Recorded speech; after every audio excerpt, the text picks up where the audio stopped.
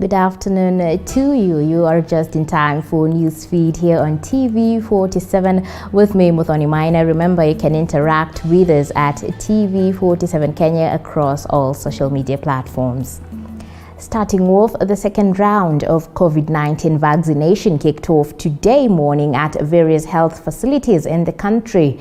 This comes barely hours after the country received 360,000 doses of the AstraZeneca vaccine from Denmark amid fears of delays in the issuance of the jabs to those who received their first shot in the arm weeks ago. We're now joined by our reporter David Muthoka from Mbagathi County Hospital, who has been monitoring the uptake of the second jab. Muthoka, what is the progress so far?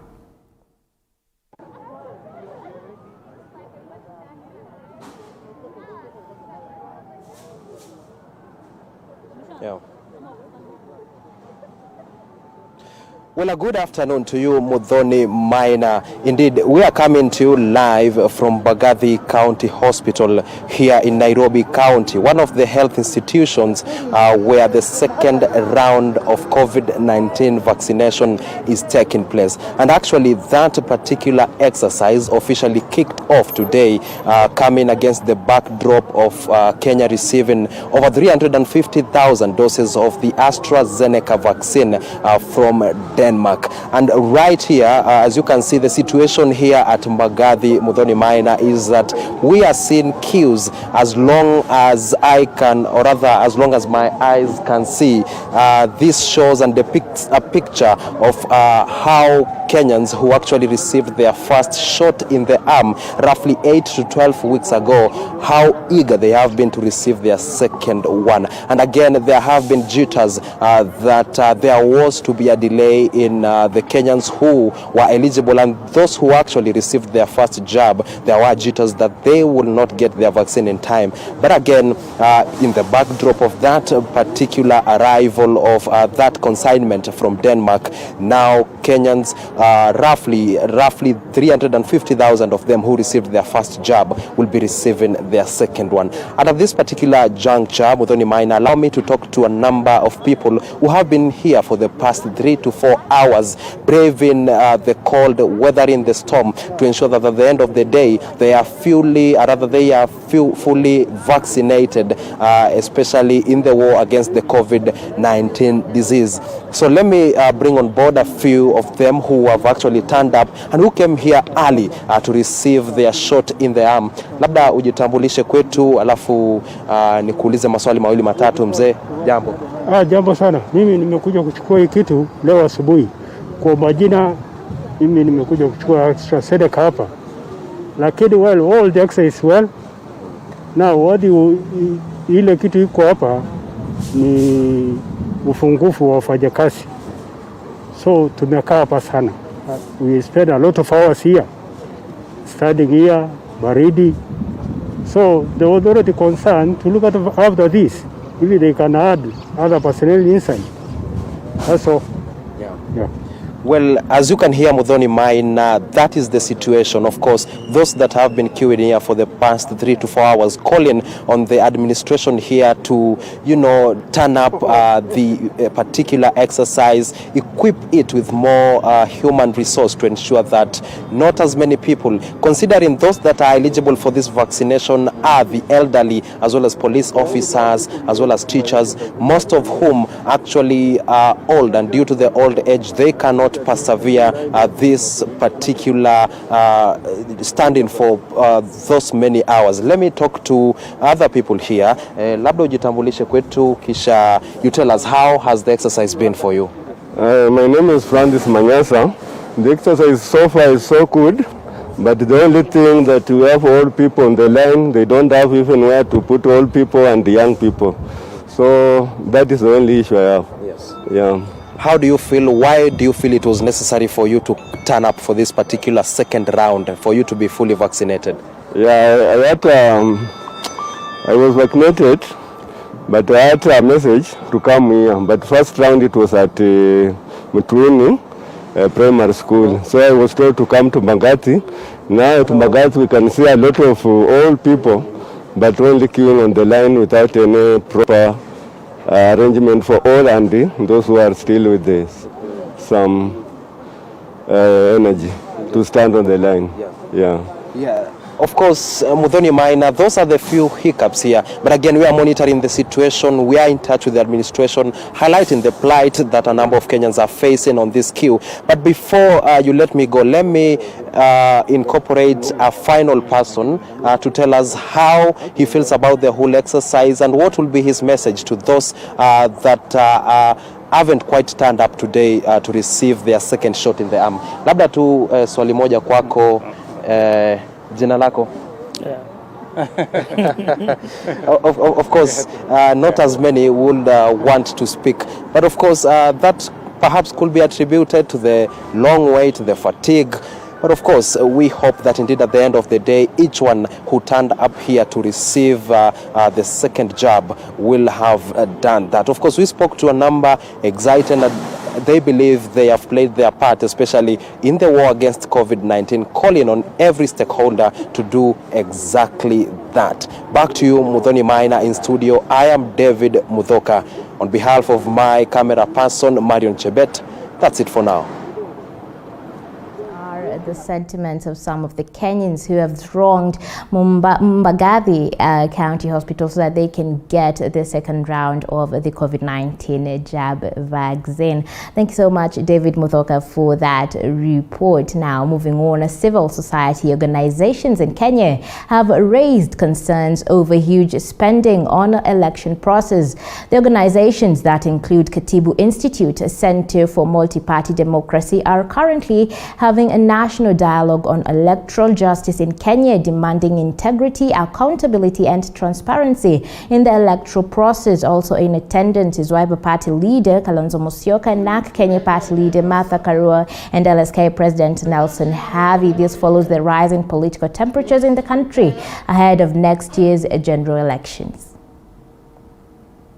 To ensure that they are conducted in a free, fair, and manner and a peaceful environment by upholding the principles of free and fair elections outlined in our Constitution, Article 21, all of us know, page 1. And it says this: number 1, freedom of citizen to exercise their political rights under the Article 38. B, they say, not more than 2/3 of members of elective public bodies shall be the same gender, fair representation of persons with disability, universal strive based on aspiration for fair representation and equality of vote. Free and fair elections, which are, and we have already discussed about it, we have heard about it, by secret ballot, free from violence, intimidation, improper influence or corruption. Number 3, conducted by independent body, our IEBC. Transparency or transparent, administered in an impartial, neutral, effective, and accurate and accountable manner. This has been repeated over and over again by all those speakers who have come before me.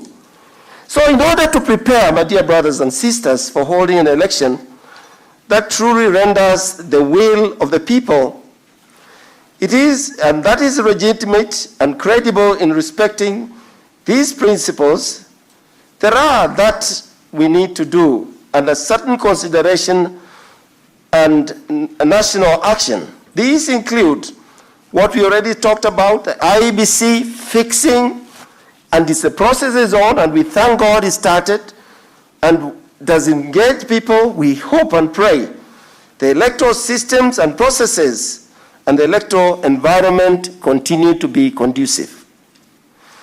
The IEBC preparedness and the role and its role as to provide credible elections, we already discussed. We have heard about it. Recruitment, which is now going on or is already about to be completed, we hope, of the commissioners and the clarity of roles.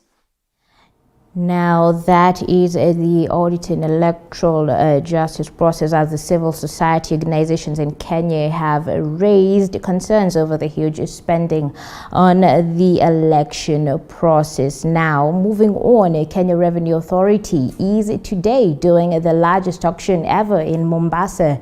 The mega auction is expected to collect about 200 million shillings, 324 vehicles and 223 containers with assorted items including clothes, household goods and furniture are expected to be auctioned in two-day events.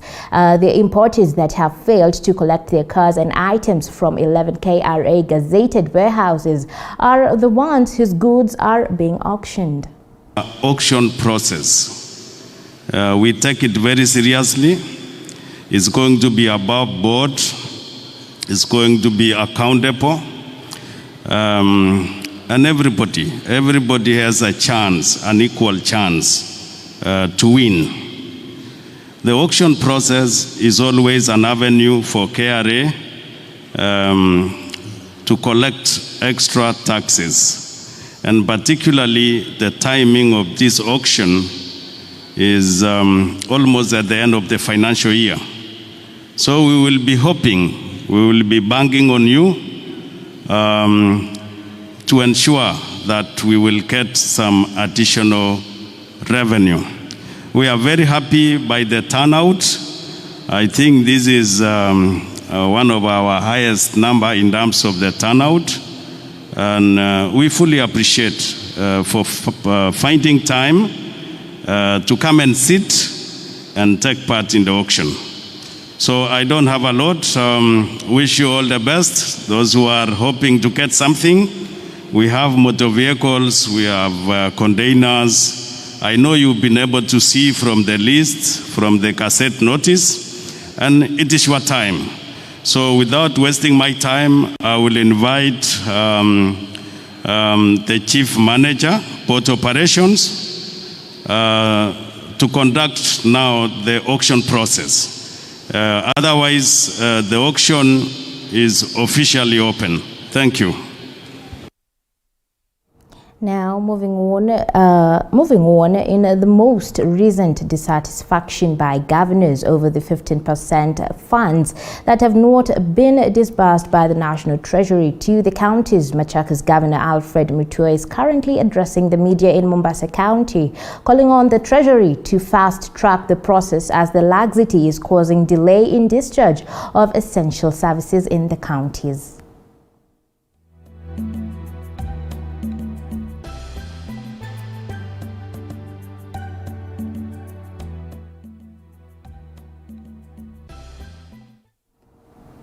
Now, apologies for that. We're definitely following up on that report and we will have it up for you in the next couple of minutes. Now, let's take a short break. We will be right back.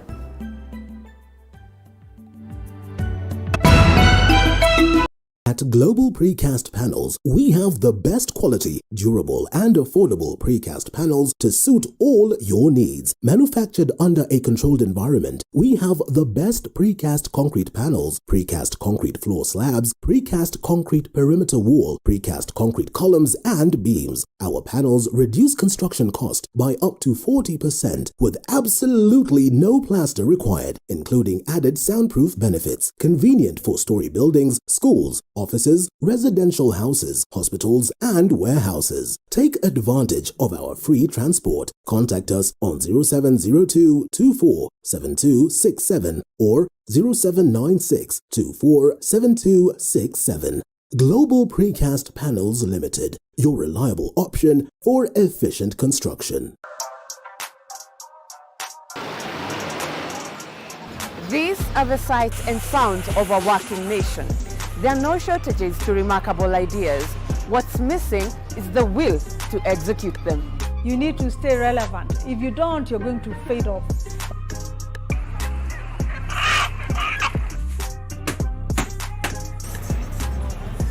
Yes, they are a dime in a dozen, but the real meat on these bones comes from trying to realize them.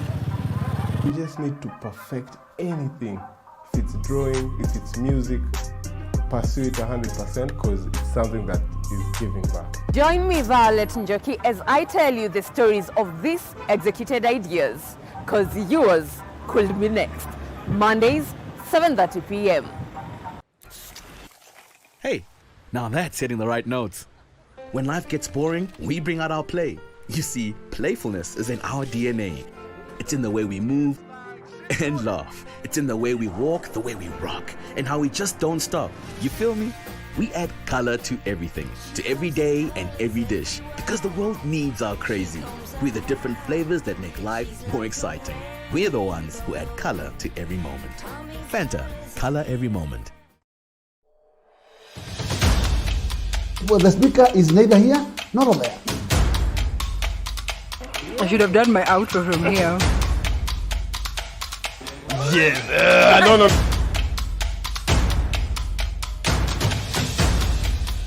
And just like that, I look beautiful. Tune in to Morning Cafe, Mondays to Fridays from 6 a.m. to 9 a.m. with me, Linda Alela, only on TV47, the home of Untold Stories.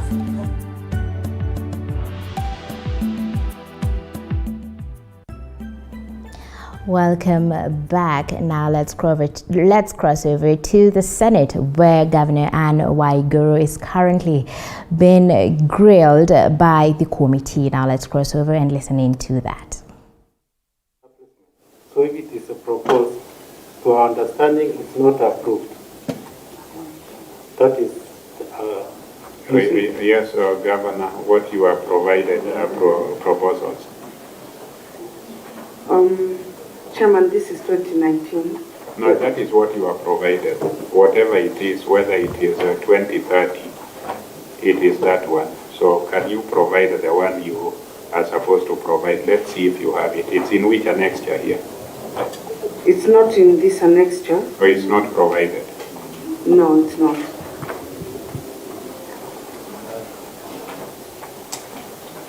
Okay. Now, want to give a ruling on this one.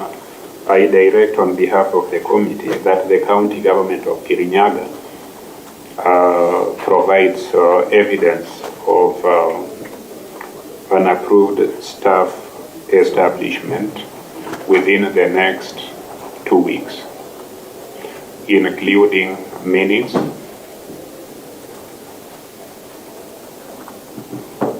and other related supporting documents the next 2 weeks. Can you take us through number 3, ethnic composition? Auditor General. Okay, number 3. A review of the personnel records and payroll available for audit review indicate that the executive had a total staff of 2,644 as of 30th June 2019, out of which 38 were recruited during the year. Out of the 38 personnel recruited during the year, 34, which is equivalent to 89%, are from the dominant community, contrary to Section 65, subsection 1, Part E of the County Government Act 2012, which require at least 30% of the vacant posts at entry level to be filled by the candidates who are not from the dominant ethnic community in the county. In the circumstances, the county executive is in breach of law. Thank you. Governor, your response.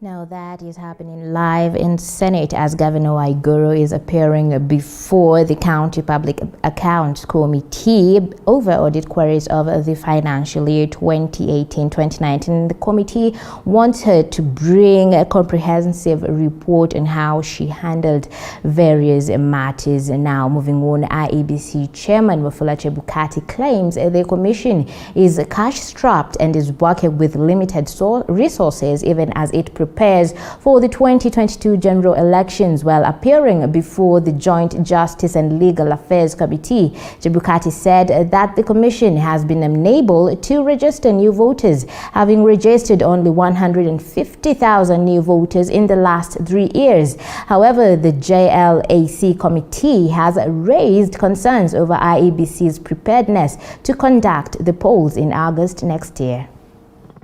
Yes, Senator Mutula. In fact, perhaps the chair should come in now. More useful that way, because we can't hear what she's saying.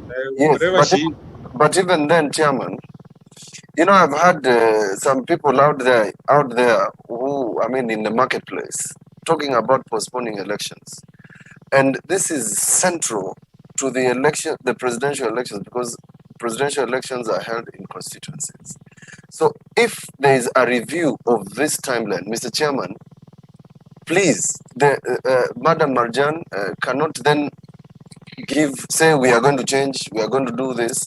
Ideally, the commission should assure this committee and the country largely that based on that constitutional bill, there is a revised schedule, because this schedule that they have given is completely impractical insofar as the general elections are concerned. I think there is a number of contradictions. I don't know whether I should trust Mrs. Kamindo or I should trust Marjan, because Marjan said it is practically impossible to finish the delimitation exercise by next year elections. And I did say that we want to trust your professional opinion. Ms. Kamindo says you can adjust the timetable and have the 70 constituencies in place. The CEO says that is not practical. So I don't know what position we are going to take as a committee. Whether we trust your technical staff, Kamindo, or we take what we have received through your memorandum, which says that this exercise cannot be complete before March 2023.